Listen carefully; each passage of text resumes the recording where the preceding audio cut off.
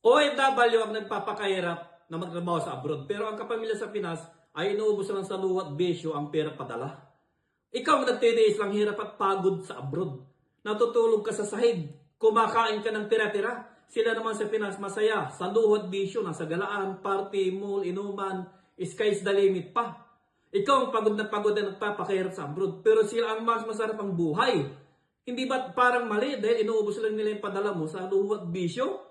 OFW, gising ka, hindi ka ATM, hindi ka robot. Tao ka na nasasaktan at may pangarap din. Hanggang kayo na ka magtitiis sa abroad. Hanggang kayo na magpapakahirap sa abroad. Kung matanda ka na, kung sawa ka na sa paulit-ulit na cycle ng buhay mo, kailangan mo nang magbago ng mindset.